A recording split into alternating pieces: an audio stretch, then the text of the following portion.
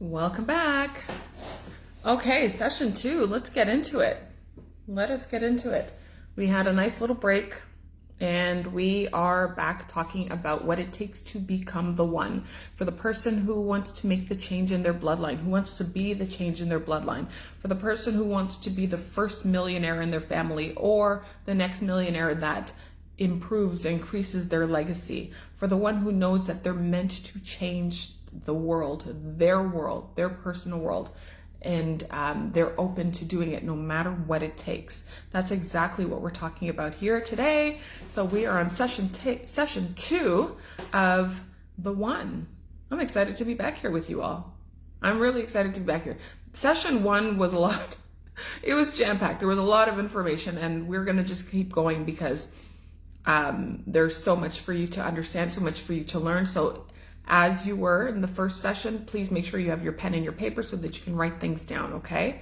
I'm going to just give you, for those of you who were not on session 1, just a little recap of what we talked about. As I mentioned before, you will be able to access the replays to both of these on YouTube, on my page under Shani Leatham, okay? So you'll be able to find that there.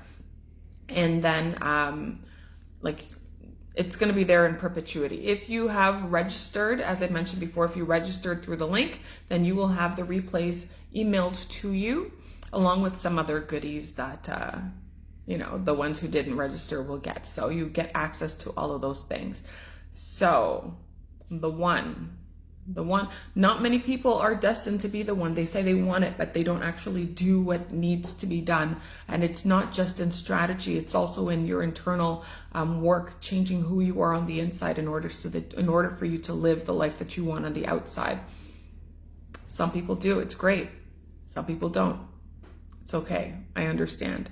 But I want to talk to you about what it takes. Not only this session is going to be about what it takes, I kind of mentioned this, what it takes, but all the things, okay? How you're supposed to think, how you're supposed to be, how we talked about the identity already, okay? But this is the part that's really, really, really important. So I'm just making sure that we are live on all sections. So thank you for bearing with me. As you're coming in, please let me know where you're watching from, where in the world. And because I love to see where this reaches. I did the prayer in the first session, so that's okay. Okay? The prayer covers both. Prayer covers both sessions. So now let's talk about why the one actually invests in their own transformation. That's a really important thing that people need to understand. Because I think there's this misconception that, okay, I decide I'm going to be the one, great, boom, I'm the one, I'm just going to do the things. It's going to happen. It's great. It's just like that. It's not really how it works, right? We got to talk about what separates the one from almost everyone else, right? The one doesn't stop at inspiration. And it's great to be inspired. It's the thing that's the catalyst for you to maybe take the next step, or maybe start doing some more research, or maybe start looking into things and saving the videos and all of that. But they actually invest in their own transformation. Now I'm going to say something before we go any further, okay? Like I said, this training is going to live on my YouTube. It's going to be there forever. It's going to be there in perpetuity, okay? So you can come back and you can watch this again and again and again. In fact, I encourage you to, right? Watching this more than once is actually very helpful. When you repeatedly hear powerful ideas, okay, your mind begins to reorganize in ways, like the ways that it interprets life. It does that. And so the patterns that you start to think, they start to shift. And new possibilities, they start to feel inevitable, which is great. And they start to feel believable. So yes, revisiting this training can support the process of reprogramming your mind, which is a necessary step in your transformation. But the one understands something really important. Watching this cannot be where your journey ends. It cannot be where the work stops. It just can't. Like, great, I watched the Cosby Show. It didn't turn into like Rudy Huxtable. Right? If I wanted to transform, I've got to do all the things, okay? Inspiration without action becomes another form of procrastination, really. Okay, so I know a lot of people, they consume powerful content for years. They do. They listen to the podcasts and they watch the motivational videos and they read the books and the books about success and all of these things. And yet their life looks exactly the same that it has 5 years ago, with just a couple little wrinkles here and there. Okay, and it's not because the information wasn't valuable, because I'm pretty certain it was, but it's because they never crossed that line between learning and living.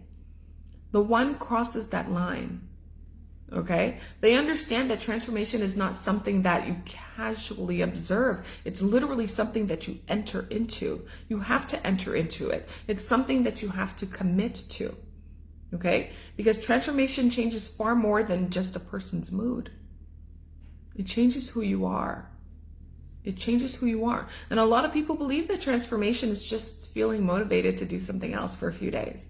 And that's great, but what happens at the end when we're done these live sessions and you've watched them 2 or 3 times, and the person who gets on your nerves the most brings you back to the place that you don't want to be?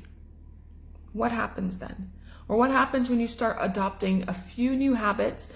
You might like briefly think positively about life, okay? It's great, but there's no real change in you, right? That's not transformation.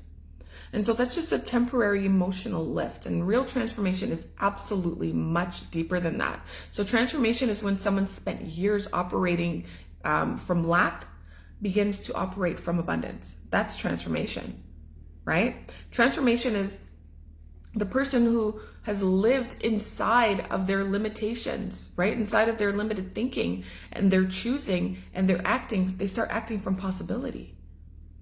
That's transformation. Right? It's when somebody believed that they were unhealthy for the longest time, and then they begin living as a person who's living in health. They have a conviction, a strong conviction that they're becoming stronger and that they're becoming well. That's transformation. You see, transformation changes your identity. It does. And your identity determines your outcomes. So again, for those who, like, I've done a lot of trainings on are you blocking your millions and on living in the overflow. Your identity determines the amount of money that you make. It does, because it determines the actions that you take. It determines the thoughts that you have. It determines the beliefs that you have, that you entertain. So your identity determines your outcomes. So if you think about it this way, if somebody struggles financially and then they suddenly receive like this large amount of money, okay? They got this large amount of money, but their identity remains the same, then money is most likely going to disappear, and fast. Like, that literally happened to me. I can tell you, the very first time I received the largest amount of money that I'd ever made in one day was over $100,000. And I spent that so quickly. I spent it so quickly. I made over $100,000 in a day, and it was gone. It was gone. You know why? Because my blueprint hadn't changed. I was the same person with a new circumstance. And that's what happens to people. So I've said this many times before, old doors or old keys cannot unlock new doors, right? All that to say, if you don't change who you're being, when your millions come in, or when the circumstance, whatever it is, comes to you, when you don't change that, you're going to handle the money the exact same way that you would have as the person before, when you didn't have that money. And that's why like 70% of people who've won the lottery, and I'm not making this number up, there were studies, 70% of people who won the lottery, they actually filed for bankruptcy. They're literally the same person with the same thoughts and the same money habits and the same limiting beliefs, but in an unfamiliar situation, okay? They have more money than they know what to do with. They've never experienced that before. I'd never experienced $100,000 in one day. Right? Never. Until then. And so just go ahead and sabotage yourself, baby. Go ahead. Go ahead, because that's what's coming if you refuse to make changes. If you refuse to move forward with the transformation, all the extra that you want, all the experiences that you desire, you will get them. But you will lose them unless you learn to change you so that it becomes natural to you to be in this space. Okay, so when somebody's identity transforms, their results literally begin to reflect that change. So they start making different decisions, and they start taking their opportunities seriously. And they begin living as the person who's capable of creating the life that they've actually imagined. And we know all life is imagined, right? Everything that we've got going on, it starts in our mind, in our imagination. And so then that's what leads to operating at a new frequency. It's not like mystical or abstract or anything like that. It's really not even complicated. It's the difference between living from fear and living from expectation. You can see that, right? It's the difference between hoping life changes and actively shaping your life. The person who decides to be the one, and it is a decision, the person who decides to be the one, they understand that that kind of shift doesn't happen accidentally. It literally requires intentional development. You have to be intentional, and that's where the investment becomes important. Okay, so one of the clearest distinctions, I think, between people who build wealth and those who remain stuck where like they place it is where they place their attention and where they place their resources. So people who think expansively, right? They invest heavily in learning. They invest heavily in development. They invest heavily in their growth. People who, let's say they remain trapped. Let's call it that. They remain trapped in scarcity, okay? They often invest in their time and their money in entertainment. Put another way, this is what I was taught by my mentor years ago. Rich people or rich-minded people, they invest in education.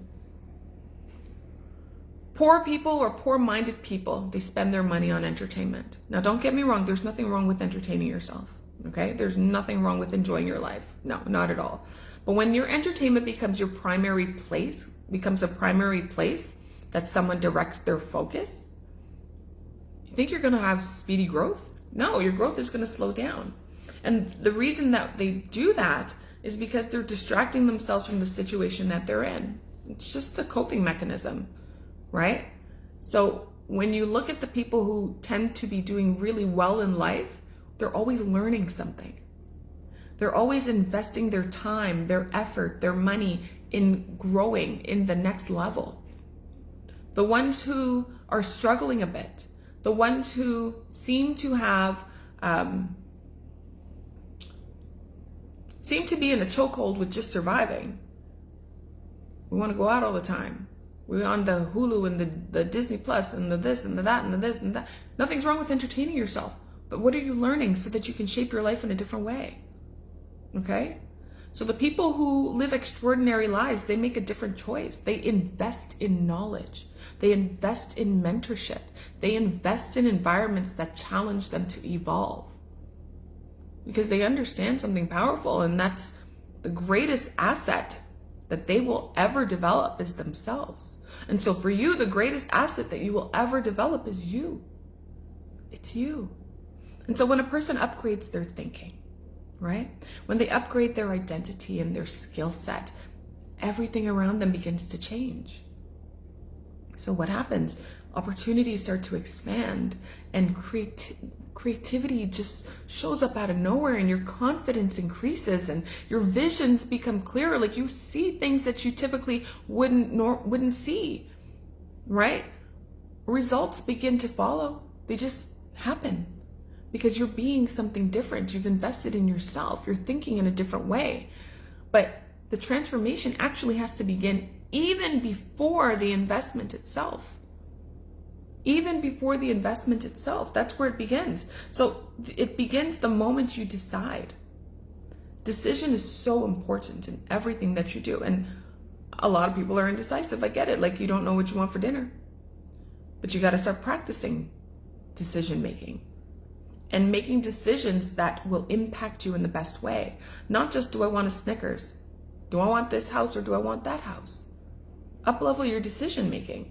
And the moment that they say to themselves, I'm no longer living at the version of myself that settles for less, that decision changes everything. You don't want to live as a person who settles for less. You decide for something else, right? And so once a person decides to transform, they start living their life in a different way, and they begin asking new questions. And they begin seeking out environments that support their growth and people that support their growth. You know when they say birds of a feather flock together, you start finding people who are along the same path as you. It might not necessarily be the same outcome, but they're in a growth path. They're in a community of learning something else, in changing who they are for the better so that they can impact others for the better, right? When they invest in that process, they're doing something very, very powerful, and they're declaring through their choices that I believe in who I'm becoming. And belief is so important too. The one doesn't wait until they're comfortable, honey. They don't. They move with the end in mind. And so Neville Goddard used to say, assume the wish fulfilled, right? Live from the end. Whenever you're trying to manifest something in your life, in your world, create something in your life, you have to know what it's like. You have to know what it looks like. So again, what do you want the end of your 2026 to look like? It's December 31st, 2026. What would you like to have experienced by then? You have the end in mind, then you know how to work toward it. Okay? So they move with the end in mind, and they invest because they already know the direction that they're going in. You want to be the one. You want to be the first millionaire in your family, or you want to be the next millionaire in your family that increases the legacy. You know what that looks like. So, okay, in order for me to be here, I need to invest in myself. I need to invest in my transformation. And so then they recognize the life that they want requires them to step into it today, not someday, not when the mood feels right, today. Because someone who's living as their next level self, that shift is like, it's unmistakable. You can see it. You can see it. You can see the person that you know that's going through an identity shift. You can hear how they speak differently. You can see that their decisions are made in a different way. You can see that they show up with a different level of certainty. They don't question everything and like, should I? What do you think? They're like, oh, this is what I'm going to do. I'm sure that this is going to work because I have faith that I can make it work. Do you see the difference there? Okay. And so then the world ends up responding to them in a different way because they've decided to be a different way. So doors then begin to open and your conversations start to change, which is great. If you used to gossip all the time, you're not going to gossip anymore because you're not going to be interested in that, right? Opportunities start to appear. The moment I went into a shift in identity and I decided that I wanted to teach using my gifts, my zone of genius, I wanted to teach this type of material so that I could help people create the lives that they wanted to live. Hey, Shani, I have a podcast. Do you want to be on a podcast? Sure. Hey, Shani, I'm doing a conference. Would you like to be a keynote speaker? Sure. Hey, Shani, would you like to this? Sure. Hey, Shani, opportunities for me to share my gift so that I can reach other people because I made the decision to expand myself in this way and to use my I like to call it your zone of genius, my zone of genius to teach, to educate.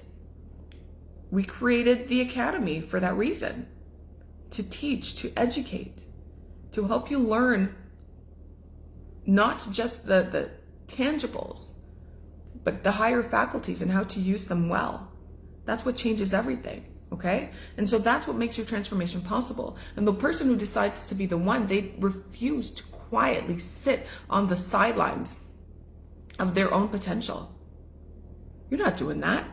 They step forward. They grow, they invest, okay? And they understand something really, really deeply, and that's the life that they want is not just going to appear by accident. The life that you want is not just going to appear by accident. It's going to be created by the person who decides to become. So you must make that decision. Without the decision, forget it, okay? 4444, get it. There's so much. There's so much, my friends. There's so much. Oh my goodness. Just step into it. Step into it. Don't sit on the sidelines of your own potential. Okay? Which brings me to the next thing that I want to talk about.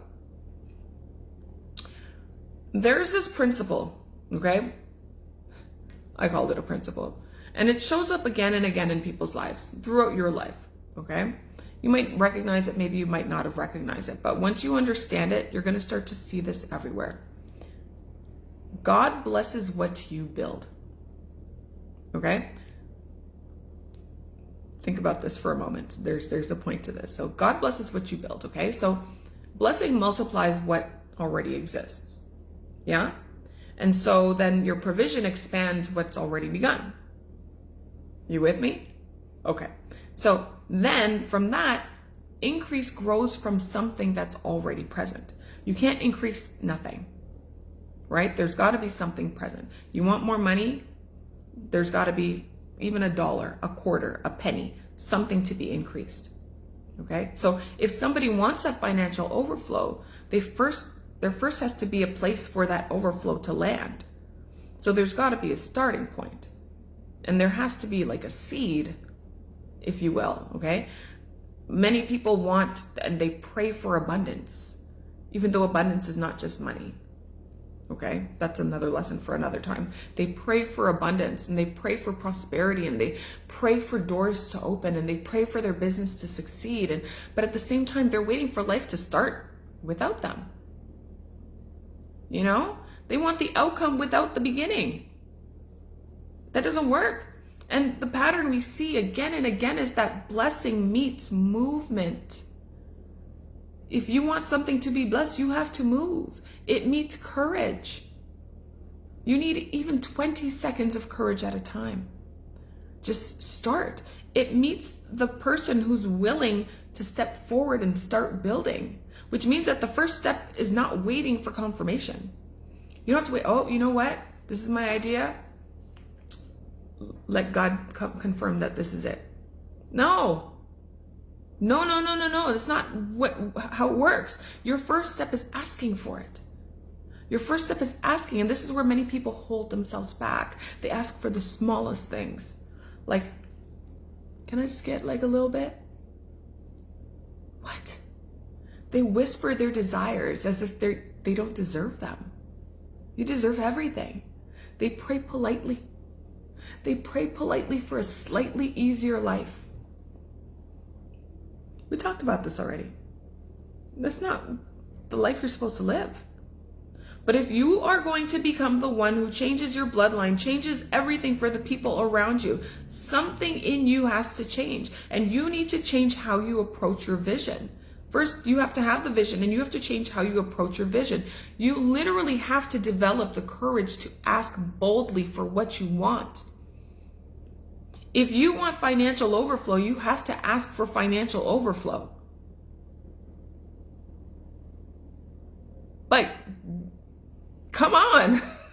You have to ask for financial overflow. If you want a big life, you are allowed to ask for a big life. If you want to build something that changes the lives of thousands or even millions of people, you're allowed to ask for that too. You are.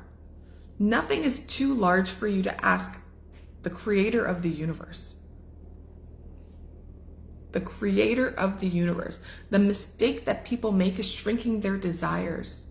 They shrink their desires to match their current circumstances. But your circumstances are temporary unless you allow them to become permanent. So your vision comes from somewhere deeper. We know that. So ask. And ask with confidence. And ask with conviction. Ask knowing that it's done. Have belief that it is done. Right? Ask with the understanding that the same God who created the galaxies, okay, is more than capable of helping you build the life that lives in your imagination. Because that's where the partnership begins, right? Asking is powerful. It's powerful. Yet asking alone is not really the full equation. That's just a part of it, right? You also have to be willing to do your part. You also have to be willing to do your part. You have to be willing to build something that can be blessed. So, Lord, please bless me with more money. All right, cool, boom. Like, where am I going to give you this money? Where is it going to come from? Right? Where? If you want that financial overflow, like I said, you need a vessel that's capable of receiving it. Give me a jar, give me a bag, plastic bag, give me something. Yes? So, what is your zone of genius? What is your zone of genius? What are you good at? What are you talented in? What do you know you can teach? Right? The vessel might be a business. It might be a service. Who knows? It could be a product that you create. It could be anything. It could be a skill that you've developed over time and that you offer to the world. What is your zone of genius? It might be a platform like this where your message reaches people who need what you carry. But something has to exist first. Something has to exist. And there must be a seed planted in the ground before the harvest can appear. You're not just going to get the harvest. There's got to be a seed from which things grow. Okay? And that's why being the one, and you've decided to be the one, it requires you to show up in a big way, in big ways that matter. And I don't mean like being loud for attention or obnoxious or anything, right? Or arrogant for validation. I don't mean that, but I mean to like be bold in your purpose. Be bold in the vision. Be bold in your willingness to use the gifts you've been given. Be willing to use the gifts you've been given. Be big in ways that matter means being big in your thinking. Don't think the same way that you did yesterday. Remember, you're under no obligation to be the same person you were 5 minutes ago. You can change your thinking right now. Be big in your faith. You have faith when you order something from Amazon that it's going to show up at your door. You have faith that when you order a pizza, it's going to show up at your door according to the specifications. Be big in your faith that this will happen. Be big in your willingness to create and in your commitment to serving others. That's part of being the one. The one. Being big in courage. Oh my gosh, be big in the courage it takes to pursue what you're called to build. Right? You can't live a large life while constantly shrinking your purpose. You can't. You have to expand. The one expands. They allow themselves to think beyond the limits that they were taught. And remember, we were taught there are limits to things. But we now know that limits are created. Abundance is everywhere. Limitations are created either by us or by the people that we've been around. And then we bought into them. So they allow themselves to believe their gifts have value. That's what the one does. They allow themselves to build something meaningful without apologizing for it.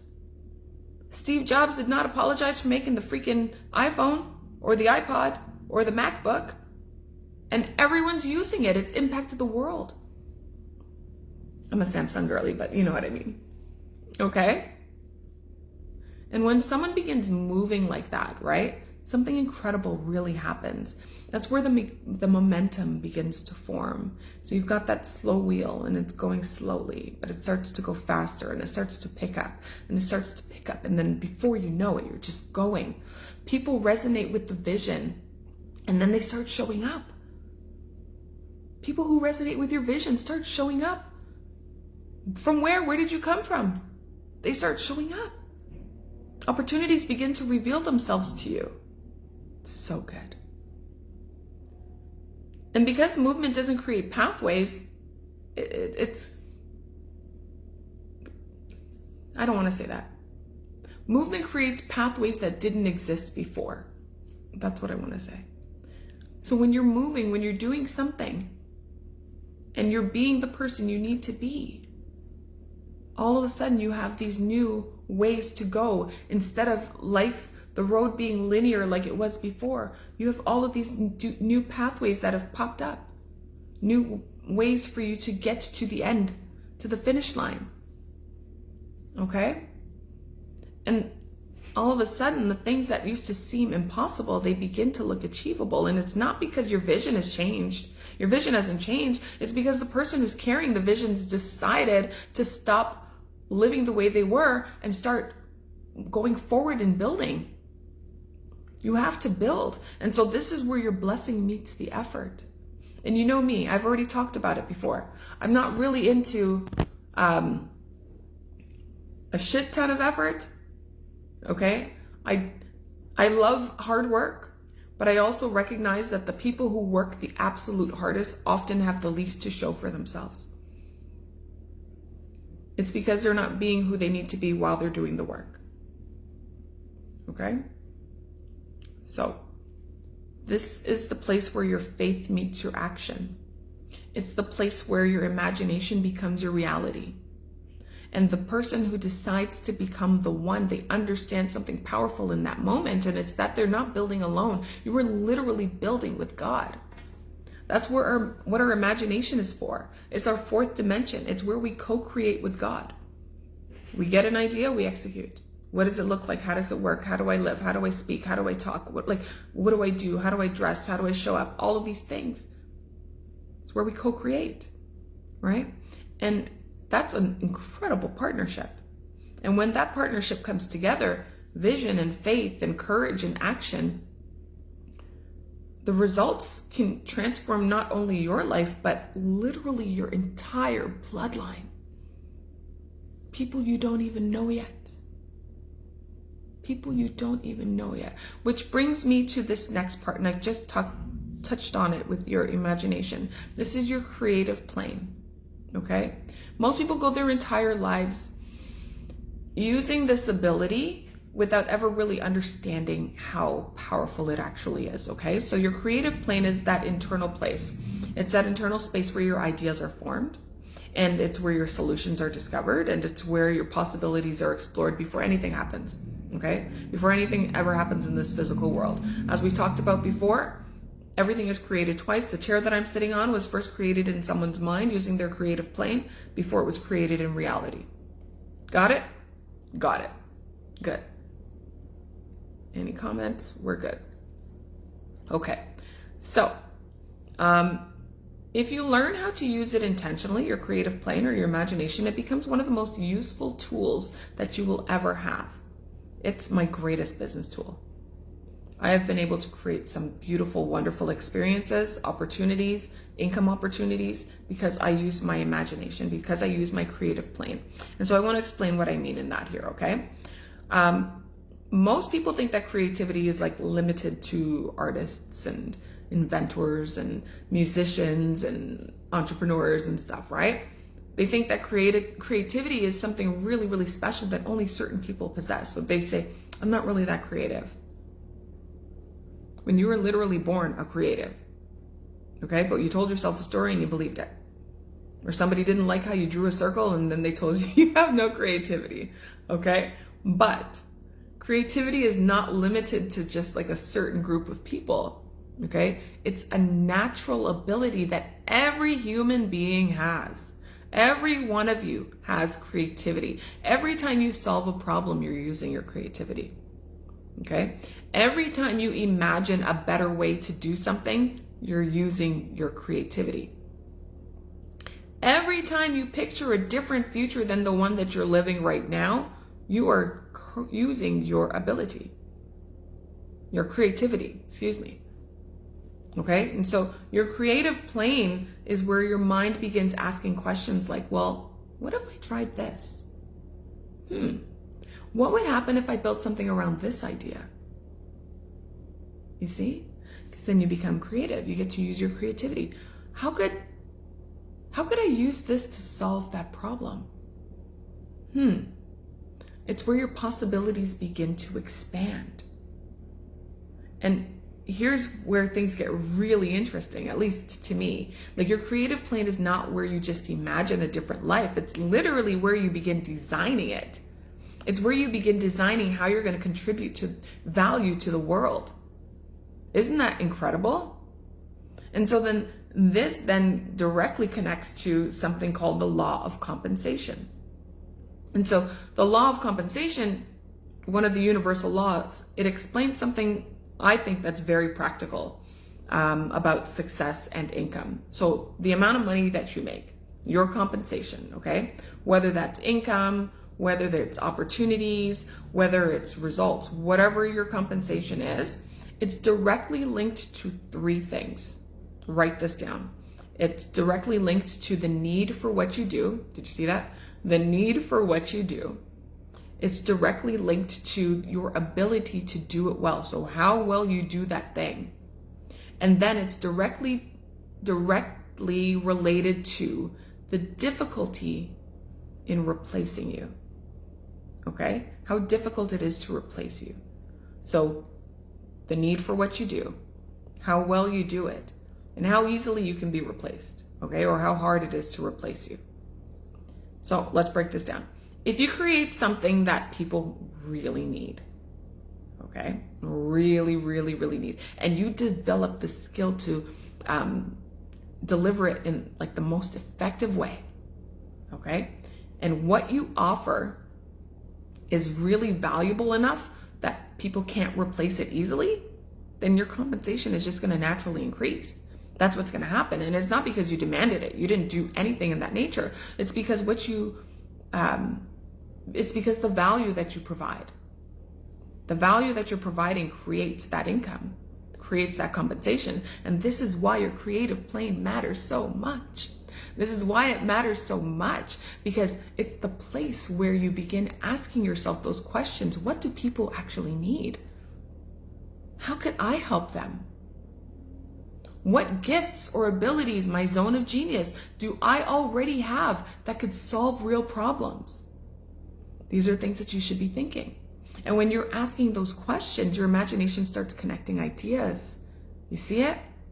Does that make sense? And so maybe you realize that you could teach something that you've already mastered. Like, what do you know?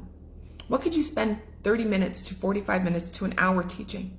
Something that I don't care if it's about like pop culture. There's a market for everything. You know what I mean? Maybe you notice a service that people need, they're searching for, but they're struggling to find it. And maybe you can provide that service. What are people looking for? Maybe you begin developing like a product that makes life easier for other people, right? In their everyday life. You simplify things for them. Your creative plane starts generating these solutions. That's what it does. And the beautiful part about that is that's just kind of how life works. We're always creating. We're always thinking. We're always using our imagination. Just make sure that you're using it for good this time. You get more of what you want by giving other people what they want. Right? So think about that for a moment. The more you help people, okay, the more lives you improve, the more opportunities begin flowing back to you. It's a cycle. It's like the way wealth circulates. You put some out and more will come back in, okay?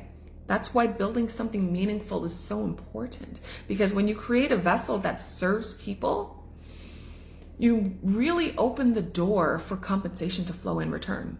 And well, that's a big part of becoming the one, being able to do well. Do well so you can do good. That's our household motto, because it's not just about us, right? My child thinks the same way. Do well so you can do good.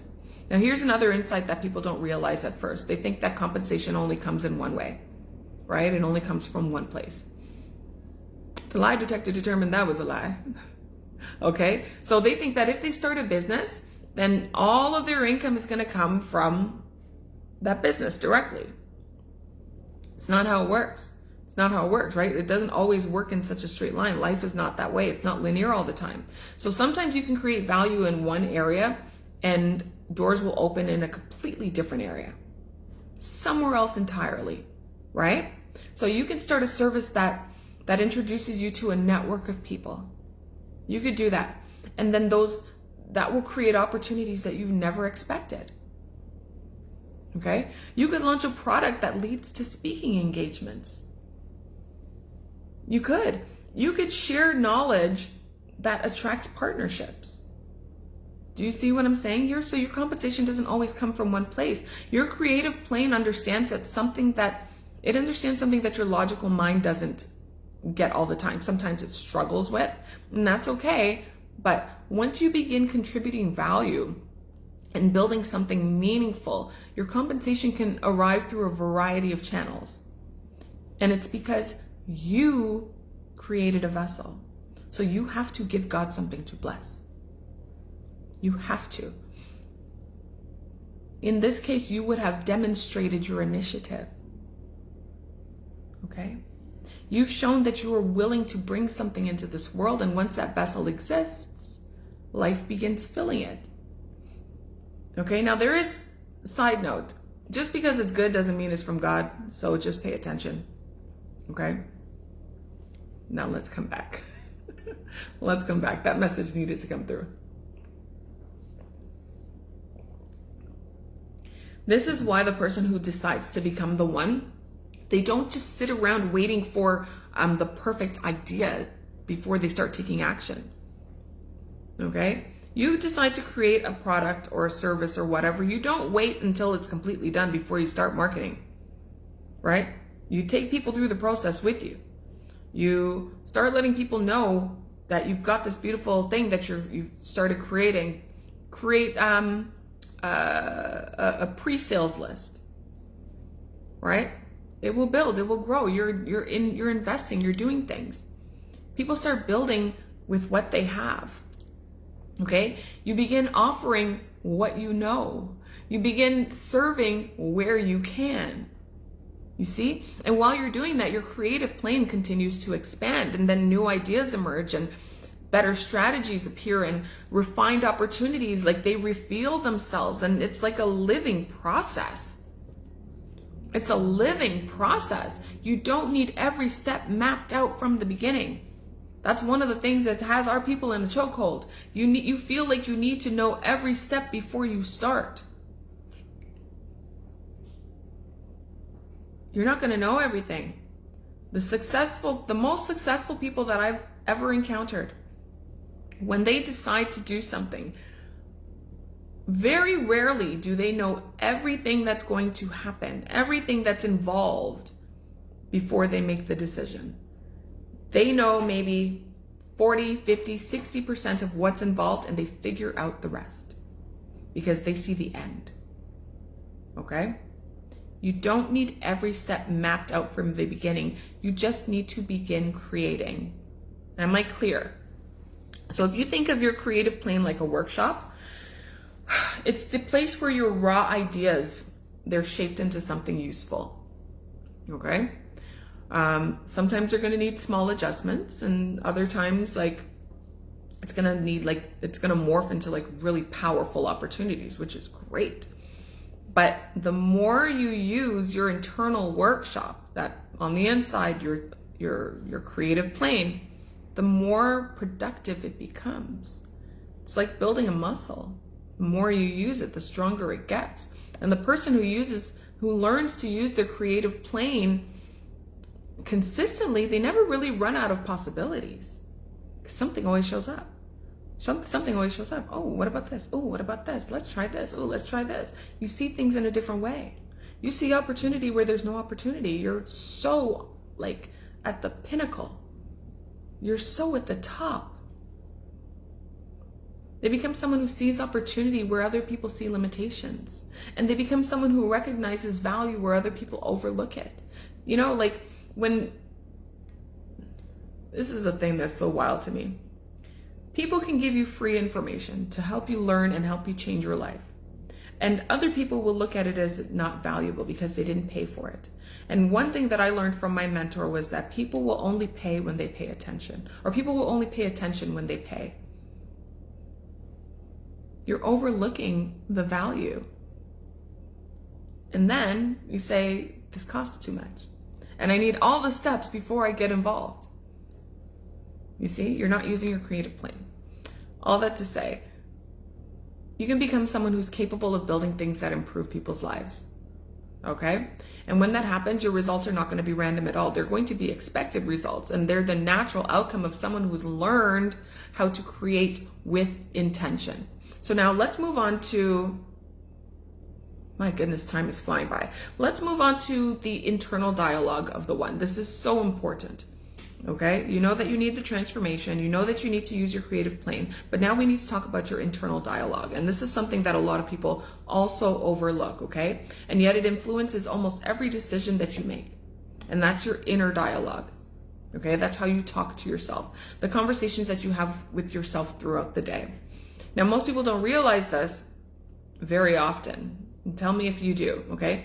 You could be aware of your thoughts, but you don't always recognize how powerful those thoughts, or how much power those thoughts actually carry, right? But the truth is this: the most influential voice in your life is not your parents, it's not your boss, it's not even your critics. The most influential voice in your life is your own. It's your own. And it's because that voice is with you all day long. You carry it with you all day long. Even when you try to like put it on the wayside, I don't want to think that, I don't want to hear that, I don't want to pay attention to that. That voice is with you all day long. It's there when you wake up in the morning. It's there when you decide to move forward or not with an idea. It's there when something doesn't go according to plan. It's there when you're evaluating your progress and you're like, oh, wow, I did a lot today, or oh, nothing happened, it wasn't enough, right? That voice narrates your experience of life. And the way it speaks to you has a direct impact on the actions that you take and the results that you produce. Or the actions that you don't take. Because inaction is also action, right? But here's where it gets interesting. So most people would never speak to a friend the way they speak to themselves. Okay? They would never look at someone that they care about and say things like, you're not capable of that. You're not good at that. That idea is probably going to fail. Good luck with that. Like, okay, the good luck with that people will say. But you're not ready. You're not qualified. You can't do it. You should just play it safe. Why would you tell someone that? Yet on the inside, those are the kind of messages that play over and over in your mind in the background all the time. All the time. And it's not because they want to discourage themselves. Nobody wants to discourage themselves, right? It's because those are patterns that you learned over time. You learned how to speak to yourself in that way over time. You learned not to be too braggadocious. Don't brag on yourself. Humble yourself. Fall back. Don't diminish. Don't shine too bright so you can diminish someone else's light. Take attention away from them. Pull it back a bit. They picked all of this up from past experiences and from criticisms and from moments where things didn't work out the way they hoped they would. And eventually those voices became internalized and it became your voice. But the one recognizes something different, and I'm very, very certain of this, okay? Just because the thought appears doesn't mean that it deserves to stay there. Because anyone who becomes the one, they're going to have these thoughts. It's just what happens. But it doesn't need to stay there. They quickly recognize it and they course correct. Okay? So the one is very intentional about how they speak to themselves. Yeah. Their inner dialogue becomes supportive. Their inner dialogue is encouraging, and it's constructive. It doesn't become unrealistic, right? It's empowering. You need you. You need you to uplift yourself, because what happens if there's no one else around you? No one to validate you? What happens when you're speaking to him and you don't hear him? You need you. Your words matter. Your words to yourself matter. And so when you face a challenge, the voice inside you doesn't immediately just jump to defeat. You can't have that. Can't have that at all. Instead, it starts to ask better questions. So what can I learn from this? How can I improve this approach? What would be the next move? What should I do next? And that subtle shift starts to change things within you. It does. Because the voice in your mind is constantly giving you instructions. It's giving instructions to your nervous system. To your nervous system and to your emotions and to your actions. Okay? And so your inner dialogues would probably say, oh, this probably won't work. Okay? And when that happens, what happens? Your body starts to tighten. And your breath becomes shallow. And you start to hesitate. And then you start questioning things. And then you begin approaching the situation or opportunities like with caution, right? But if your inner dialogue says, you know what? I'm going to figure this out. I'm going to get it. I'm the kind of person who figures it out. Then something else happens, because then you start moving with determination and intention, and you become resourceful. And your mind begins looking for solutions instead of reasons to stop. You don't look for permission to stop yourself.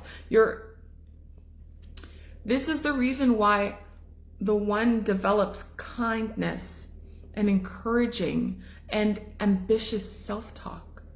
You have to. You have to. Kind because growth requires patience. It does. Growth doesn't happen overnight. It can, but it doesn't usually. You could be the one person. Great. Encouraging because progress happens usually step by step. So you need to be encouraged. You need to be given yourself a gentle push. You can do it. Let's go. You did great. One step at a time. That's wonderful. Ambitious because the life you're building requires bold thinking. Bold thinking. What would you do if you were 10 times bolder? Right? And so then there's also something else that shows up in the inner dialogue of the person being the one, and that is a sense of knowing. So important. A sense of knowing. And I don't mean like arrogance or anything like that, right? And you know when they say know-it-alls often know nothing at all, I don't mean the person who has the answers to everything. I don't mean that. But that quiet certainty about who you're becoming, that knowing, you feel it, you know, you're sure, okay? They begin talking to themselves from the identity that they're stepping into, not from the limitations that they're leaving behind. That's a key distinction. Their inner voice begins to sound like this. You know what? I'm learning to do this pretty well. I'm learning to do this pretty well. I'm becoming the person I'm capable of building this. I'm capable of this life. I know I can do this. I know I can do this. I can see where this is going. I'm going to find the right way. This might have been an obstacle, but I'm going to find the right way forward. And that tone of certainty, it creates stability in the mind. And then when the mind feels stable, the actions become easier, my friend. Do you see it? And then you start moving with greater confidence. It's literally a whole domino effect of things that happen. This was a cycle, not a domino effect, by the way. Right? You stop waiting for constant reassurance from the outside world. It doesn't matter anymore. It doesn't matter anymore, because the most important encouragement you receive is coming from within. Okay? Now, I want you to imagine that you're living with that kind of internal support. Okay? That kind of internal support system. Every day, imagine that. Imagine that. And imagine that instead of battling yourself mentally, you're literally aligned with your own growth. Instead of questioning your worth, you're reinforcing your potential. You know you've got this. You know you've got this. Instead of shrinking your vision, you're strengthening it. That kind of inner dialogue, it literally becomes the foundation for everything else that you build going forward. Everything else that you build. Because every major decision that you make, it passes through that internal conversation first. You decide if you're going to do it. Can you do it? How am I going to make it happen? How long will it take? What will people say? Who cares? It's going to pass through that internal conversation first. So make sure you're kind and encouraging and ambitious with yourself, to yourself. Okay? when you have that internal conversation, like powerful things happen, because then your thoughts begin to shape your identity. Yeah? And your identity begins shaping your actions. We know it's all related. And then your actions begin shaping the results that you want to experience in your life. And this is why mastering your internal dialogue, your inner dialogue, is one of the most important shifts that you can make, aside from the identity shift. It's because once you begin speaking to yourself as the one, and you've made the decision to be the one, then you begin living like the one.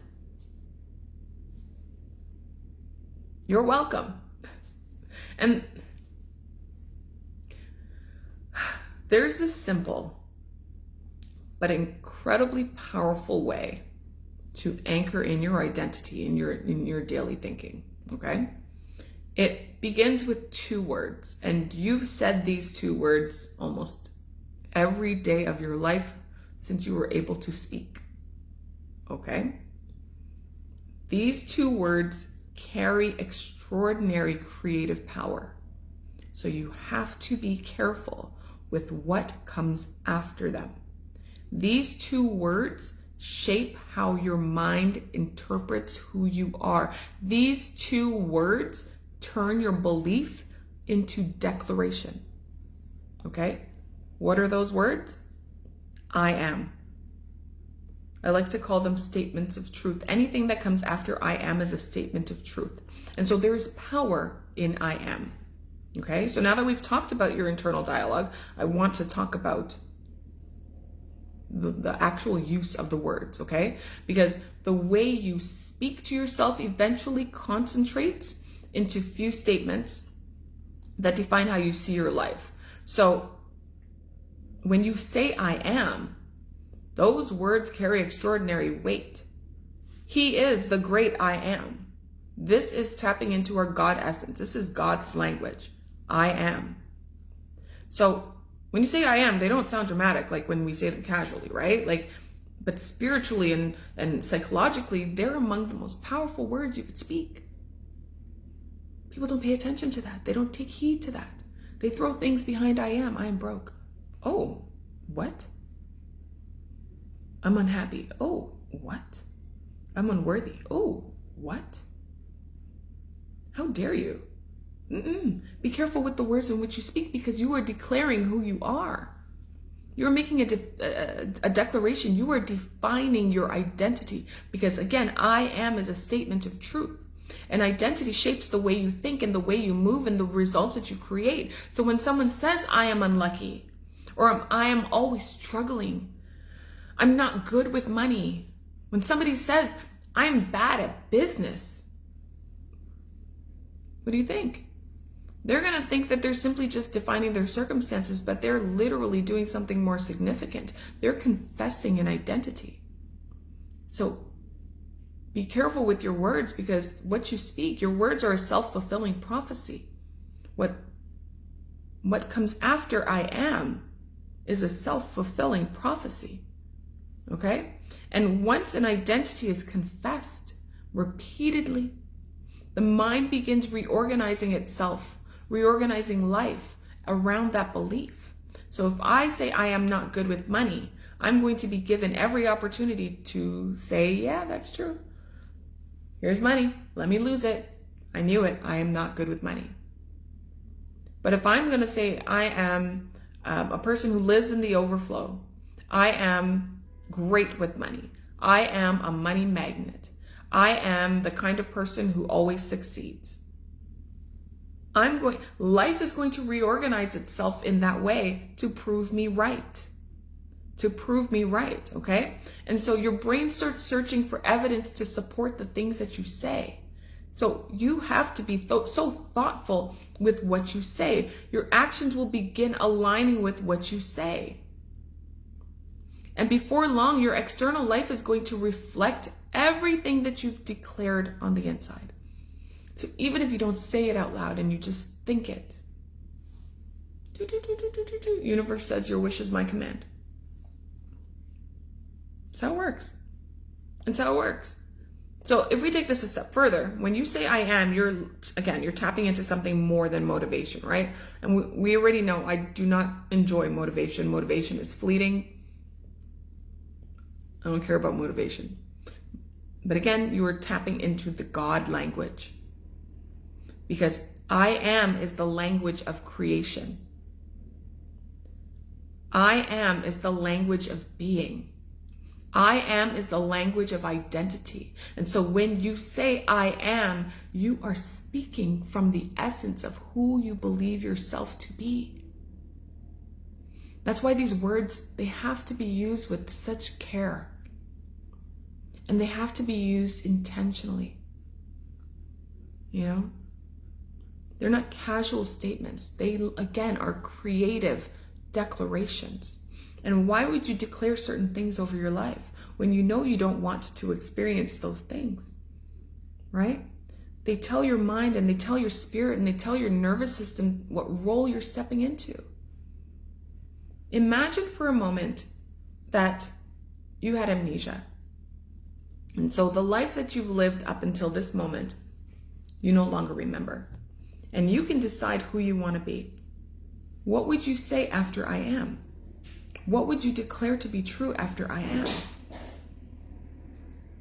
That's how you're supposed to move. That's how you're supposed to move. Okay? And that's so powerful. Like, think about how powerful that is.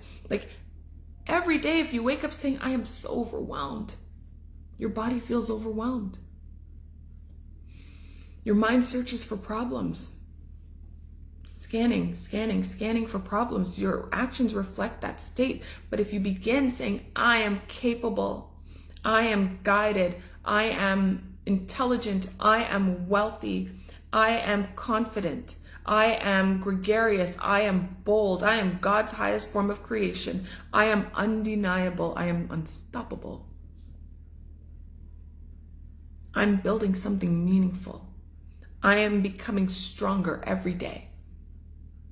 Do you see the difference? Your internal environment begins to shift in a completely different direction because your mind begins organizing around those declarations.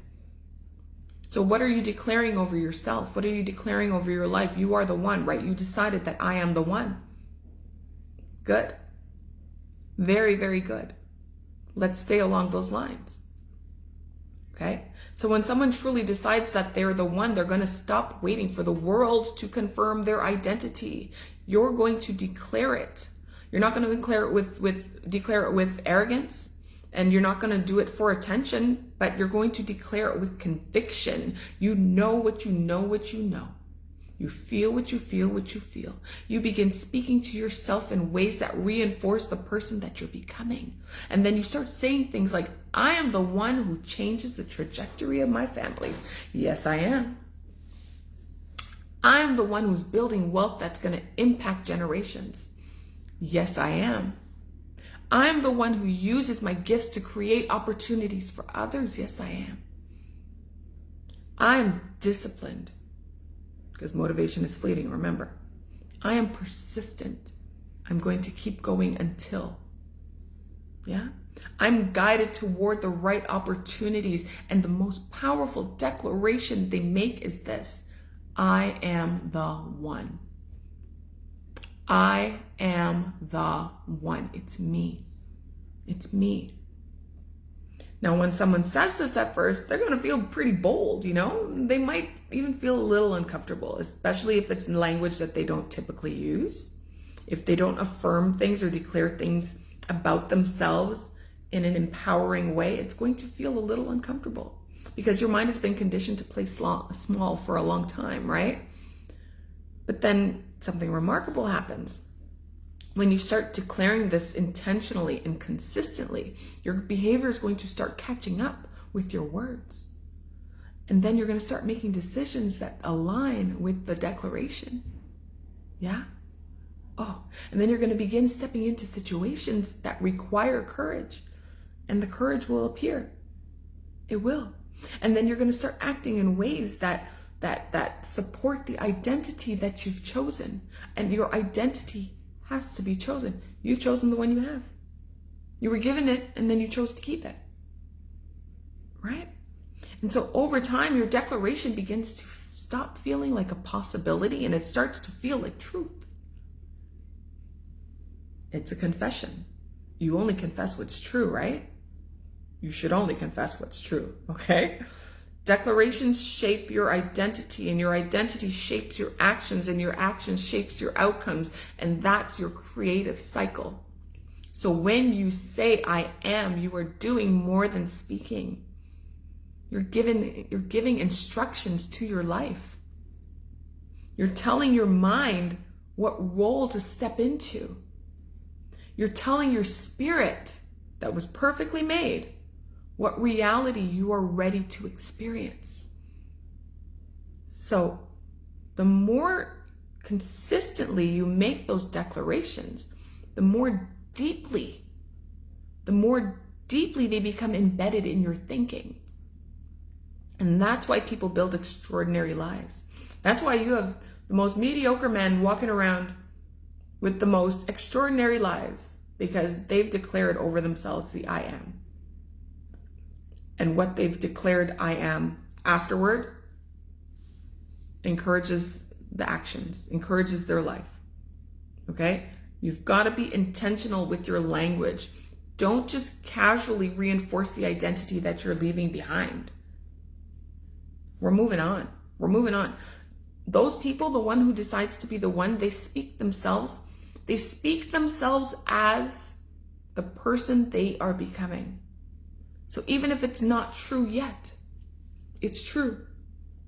Even if there's no evidence of you being the millionaire in your life, in your family's lives, the centimillionaire, whatever it is, there's no evidence yet.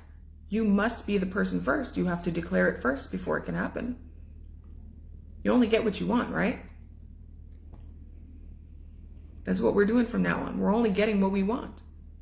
So the moment you declare I am, you are no longer describing your past. You're defining your future. We're not doing that anymore, okay? So when someone says with conviction, I am the one, you're making the statement that carries power far beyond the moment that you spoke it.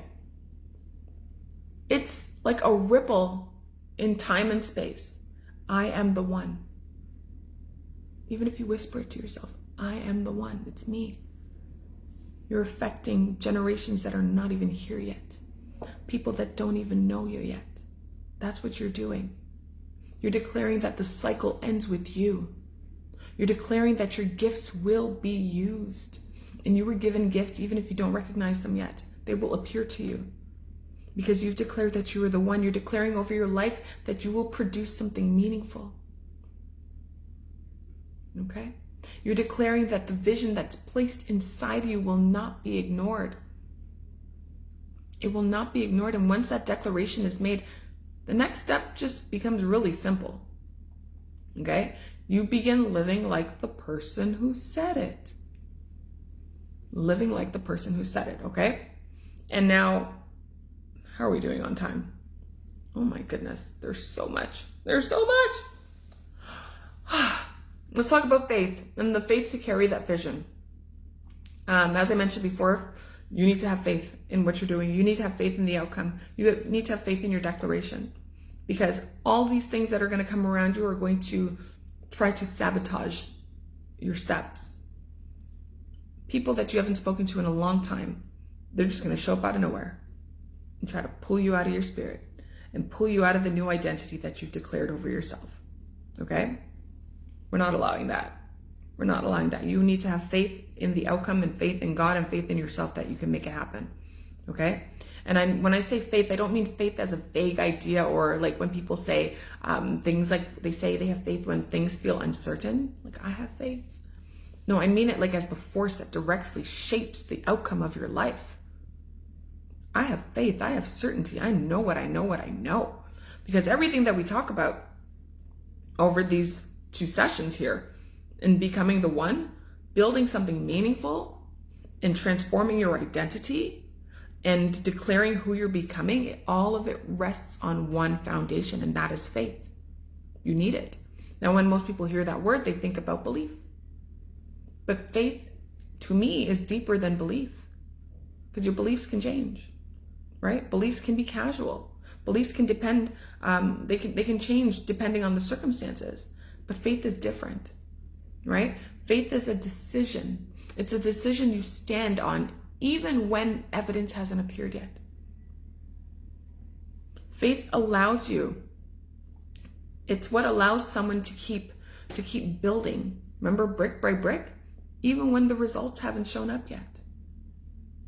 Faith is what keeps a person moving when the path feels unfamiliar, when you're just like, I don't know where I'm going, I don't know what I'm doing, but I have faith that I can get through this. You see what I'm saying? It allows a person to look at the vision and say, I know this will happen. To have so much faith, that's where the peace comes from. That's where the feeling of freedom comes from. Because you just know. You just know. And it's not because everything is going to be easy. We know this is life. We're humans. Like, everything is not going to be easy. You could be beyond where I am, emotionally, spiritually, frequency-wise, what I've learned, what my mentors have taught, way up there, and still not have an easy life or go through circumstances that require your attention and deviate you from your path temporarily. Okay? It's fine. Every step is not going to be obvious. We know that, okay? But without faith, the moment things become difficult, most people stop. So you have to have faith. And like, this happens so often. It happens all the time. Like, think about it. When somebody starts a business and they're excited in the beginning and they're like, yes, I'm going to help this person. I'm going to make this much money. And this is my financial goals. And this is how I'm going to market. And this is the product and legal. And I've got the brick and mortar where I'm doing it online. And I've got everything working out in my favor. And they talk about their vision and they talk about their mission. And then they imagine like the future that they could live, what that life could look like. And then the first obstacle appears. And then maybe progress starts to be a little slower than they expected.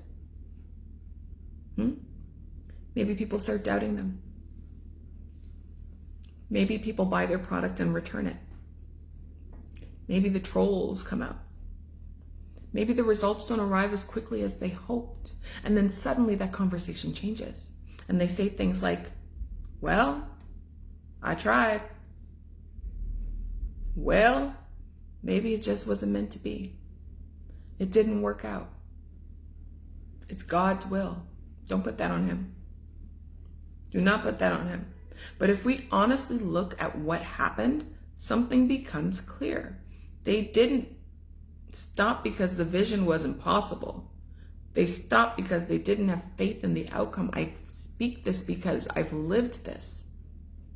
They stopped because they didn't have faith in the outcome. They stopped because they didn't think the vision was possible anymore. And what they had was something different. It wasn't faith. It was just a wish. It was just a hope. It was just this would be nice.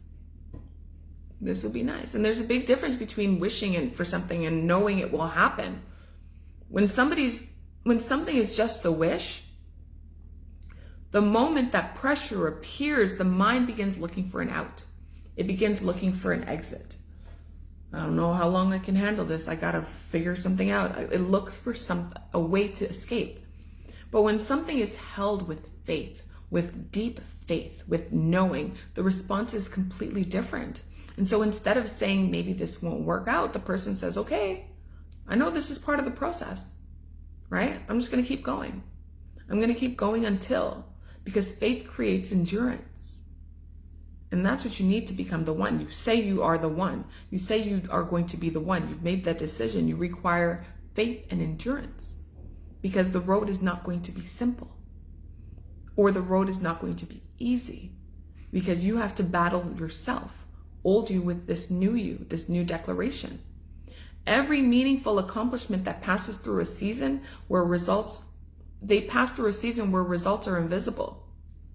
Okay? And so then there's going to be a period where the work is happening beneath the surface. And then the seeds don't plant, they don't become trees overnight.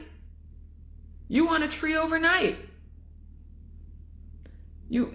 You want to live in a microwave society where you put it in, you press 30 seconds, and here, boom, there you go. And then when it takes you 4 minutes, you don't want it anymore. You're tired of waiting and you move on to the next thing. Lives don't transform the moment that someone decides that they want something greater. Okay? There's a process to it.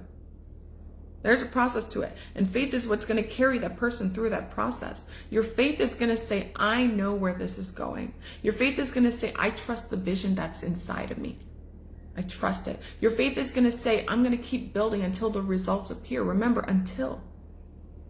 If you are the one, you're going to understand this deeply. You're not going to interpret the difficulty as permission to stop or as a signal to stop.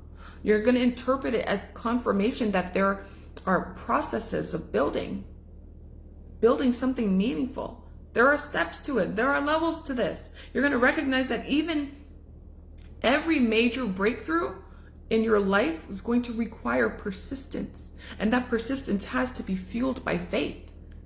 It's a must. And so your faith is what allows you to keep investing in your growth. And your faith is what allows you to keep declaring, I am, even before the world reflects the identity back to you. People don't know you are the one, but you do. Now have faith that it will show, because it will. It will. Okay? Your faith does something powerful to the human spirit. It literally stabilizes your focus. It strengthens your courage. It quiets the voice of doubt. And we always have a voice of doubt that pops up here and there that tries to pull you back into your familiar limitations. When someone operates with real faith, their energy changes. You know that, right? Their posture changes. If you have faith in something and you're standing like this, you don't have faith in that. Your posture changes. The way you speak changes. Your commitment becomes unshakable. Okay? You stop asking, will this work? You stop questioning it and you begin asking, how do I make this work? How do I make this work? That shift alone changes things. That changes things for you, because when faith is present, quitting is no longer just an option. Right? And the outcome, it could arrive in a different form than you expected. You want the cake, but you get all the ingredients. And you say, I didn't get the cake. It could arrive in a way that's different than what you expected, okay? The path might take a turn that you didn't anticipate. But the results will come. And it's not going to come because life is like magically easy or anything like that, okay? It's because the person who's carrying the vision refuses to abandon it. You're the one, right? You've been the one. You've known for a long time that it's you, that it rests on your shoulders, that things are only going to change because you make them change. You've known this for a while. You've ignored the voice long enough. Okay? Your faith does not just sustain your journey. It doesn't. It attracts support along the way. It gives you resources. And then the right ideas begin to show up. And then the right people start to cross your path. And the money that you need to do the next level shows up. That's what happens. That is what happens. And it has nothing to do with your luck all of a sudden changing or anything like that. There's no luck involved. It's because the energy of commitment and of belief, it begins shaping the environment around you. Perpetual law of energy. We talked about that. Transmutation of energy. Everything is always moving. So what energy are you broadcasting? Right? The world is going to give you that back. It's going to give you that back. If you believe it to be true, you will have it. If you believe that it's not true, you won't. If you have faith in the outcome, then it will happen. If you don't, then it won't. Or if it does, you will lose it. Faith is so important. Faith moves you into the partnership with your vision. Right? The only real question that comes from that is, how big of an impact will you have? And that's the point. How big of an impact will that be? Because faith is not just optional for the person who's decided to be the one. It's essential. Okay? It requires your persistence, and it requires someone willing to build, to continue building long enough for the invisible to become visible, for what you can't see to now be seen. And the people who carry that kind of faith, they inevitably reach a moment where life begins reflecting back the vision that you held before. And it has everything to do with the fact that you had the faith to stay in the process. You had the faith to stay in the process until the results appeared. And then when faith and vision and action and all of those things come together, then something awesome happens. What do you think it is? Then you stop imagining the life that you want and you begin living it.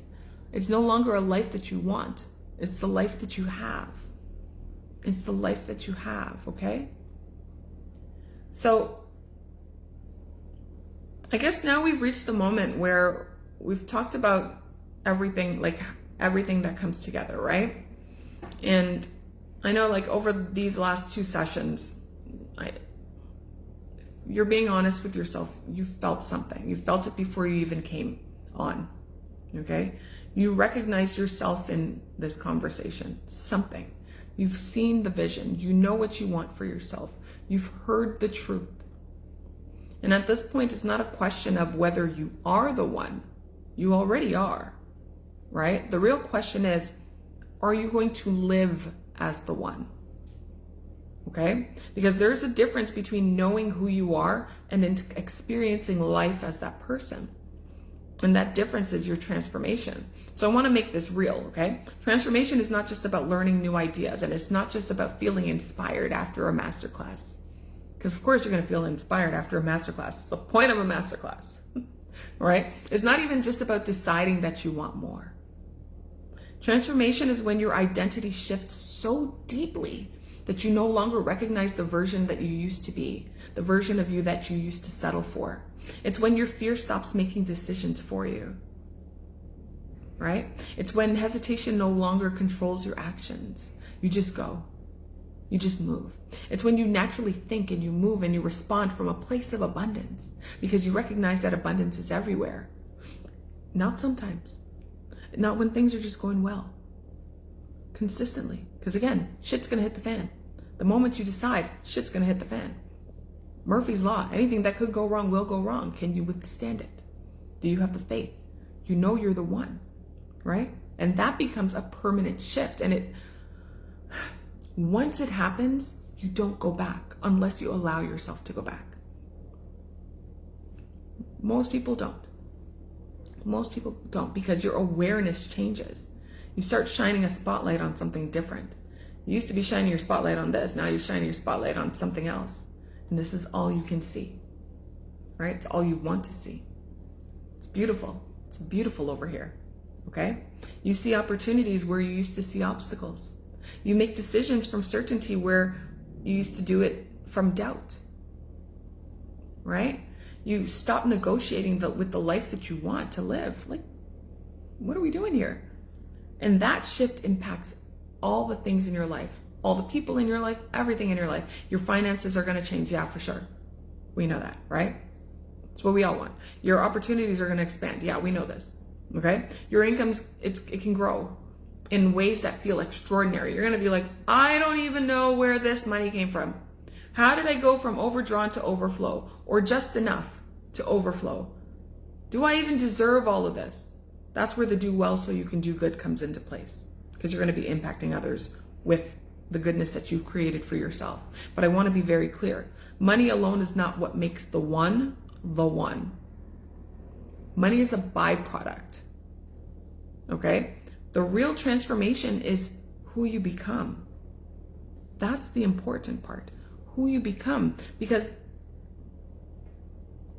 when you become the person who creates that wealth and that peace and that opportunity, that's when the results follow. That's when the money comes. It's a byproduct. Okay? And so this is what's really at stake. When you choose to fully step into this identity of the one, you've chosen it. When you choose to fully step into it, when you're not just changing your life, again, you're changing the lives of people that are connected to you.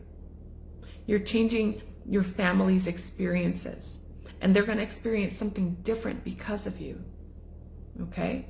Your environment shifts because of you. Your future children or the grandchildren, your community, your circle, they all benefit from the decisions that you made. Okay? And beyond that, there are people you haven't even met yet. There are people you haven't even met yet whose lives will be impacted by the change, by your work, by your decision to become everything you were created to be. And it was a choice. It was your decision. The weight of this moment, the weight of this moment is not just about you. This is about what flows through the world. This is about what flows through you into the world. Okay? Now I want to talk about very quickly, and then we're going to run, how that transformation actually happens. We know that you must make a transformation, but how it actually happens. Because this is exactly why I created our program Unlimited, to live a life without limitations, right? It's not just a course, it's actually a program. It's a confirmation, complete transformation path. And this is where you don't just learn these concepts, okay? You actually learn how to live them. Live them. You embody them. You install them into your identity.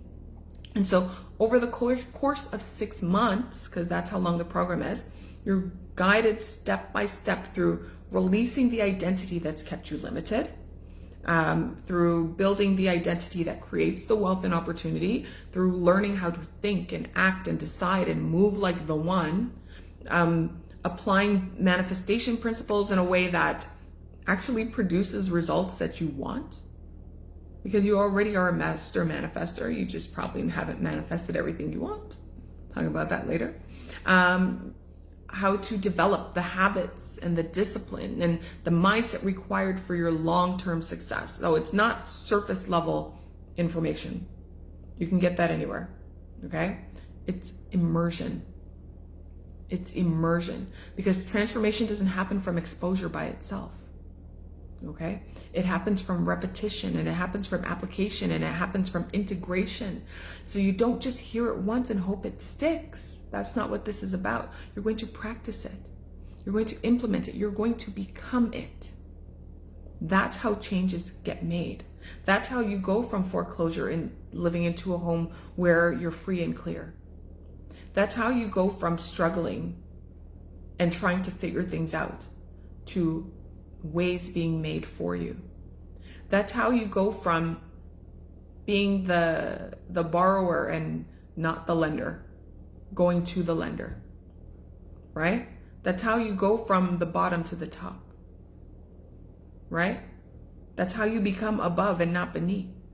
All of that. So you do it in an environment of growth. And we have a private coaching community, which is pretty cool. And it's a space where you're going to be surrounded by people who are just choosing to rise like you.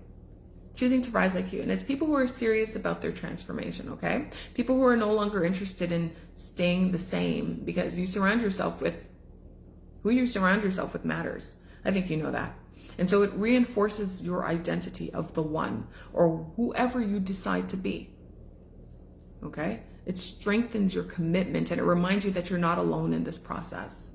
And so I'm going to say this part pretty clearly, okay? You're actually going to be learning from someone who's experienced this shift. I'm not guessing. It's not someone who's doing guesswork, okay? I'm not just repeating a theory.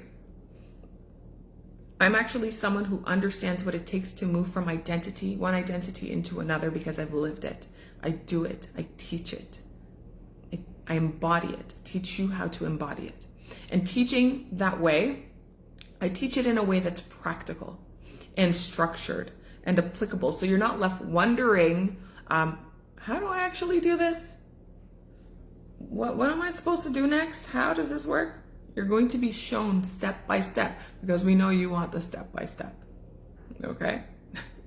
Now, I know what can come up in this moment, and this often comes up in this moment when you're offered an option to decide to change, okay? Because whenever someone's at the edge of a transformation, their mind starts presenting objections, yeah? So I'm gonna directly confront them. So first question, can I afford this? And so I'm gonna ask you something. What has it cost you to stay the same? Another year of the same financial results? Another year of you delaying your potential? Another year of knowing that there's more for you and not stepping into it? The cost of inaction is always going to be higher than the cost of action. The program is $6,000. And if you do require it, we have an in-house payment plan, okay? Then the next thing that someone might say is, I don't have time, you're busy. I get it, right? You don't need more time, you just need a decision. Because when something really matters to you, you're gonna make time for it. You are. The hour you take to watch Grey's Anatomy, and you know I love me some Grey's, you could be focusing on yourself and learning, right? It could still run in the background.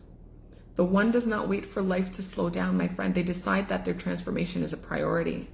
And so then I know for me, when I was getting into this type of material and I was looking into paid mentorship, I was like, well, what if I don't finish this?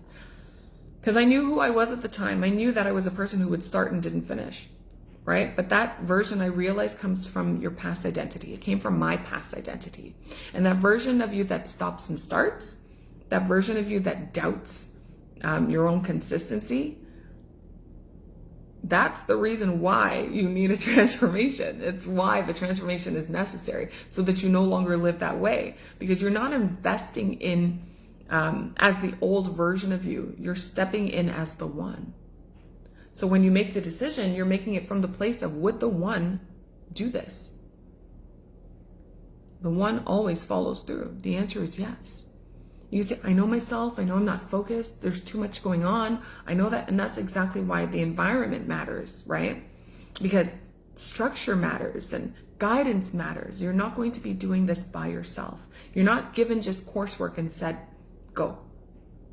No, okay? You're placing yourself into a system that's designed to help you support your growth, designed to watch you and help you thrive, okay? And so all of these objections, I understand them, but they're just simply reflections of the identity that you're currently living in and the identity that you're going to be leaving behind. And so furthermore, what happens within this program, this 6 months, you're going to get 15 lessons, recorded lessons. This is your coursework. You have a 250-page workbook that you're going to be doing work through.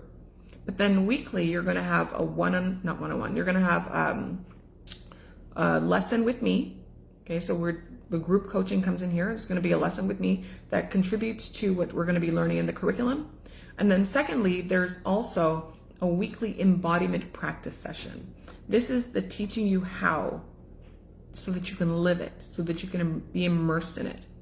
The only way you can fail is if you don't embody it. And so it's so important. That's why we teach you how to embody it, how to live it, how to show up as the one in your everyday life, even when the obstacles pop up, even when shit hits the fan, even when you feel like you just can't make it through. We teach you how to make it through and live that way, so that when it comes, and it will come, you're ready for it, you won't sabotage it.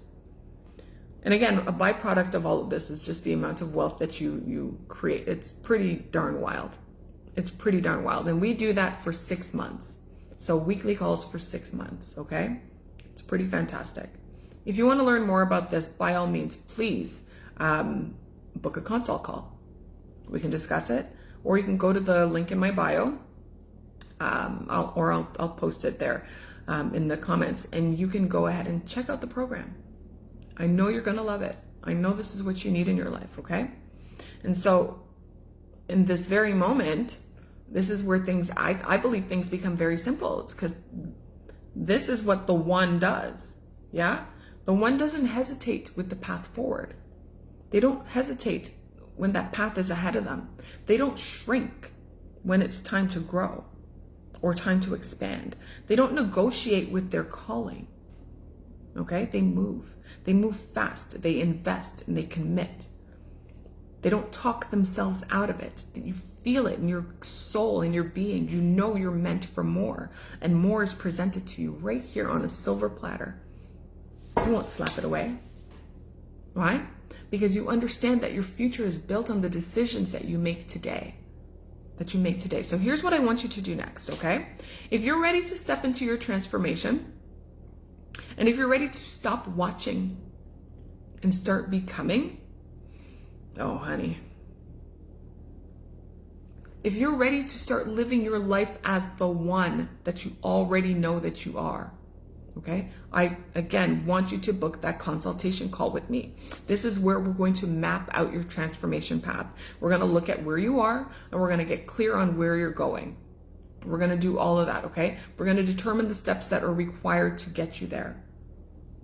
This is carefully crafted curriculum, okay? Because it's not about information anymore. You've got all the information. You can go ahead and watch this video and try to piecemeal things together, try to DIY it. But this is about the implementation. This is about the embodiment, okay? This is about becoming. So, somewhere in every family line, one person rises, okay? One person decides that everything changes from this point forward. One person builds the shift. They build something that shifts the future for everyone connected to them. And years from now, when the people in your bloodline, the people that have come from you, they're looking at their family tree and they're trying to figure out, how did all of this happen? When did this begin? And they're going to see your picture and it's going to say, it's because of her. It's because of her. It's because of him. They were the one. They were the one that made the change. They were the one that decided that life was going to be different. They were the one that decided that how the family was living was not going to be how the family was going to live anymore. They were the one that said, I am the one. They changed everything. That's you. That's you. That's what's at stake right now, because you decided. You decided. That person is the one. That person is you. And so today you have the opportunity to decide to act on your decision. Will you live as that person?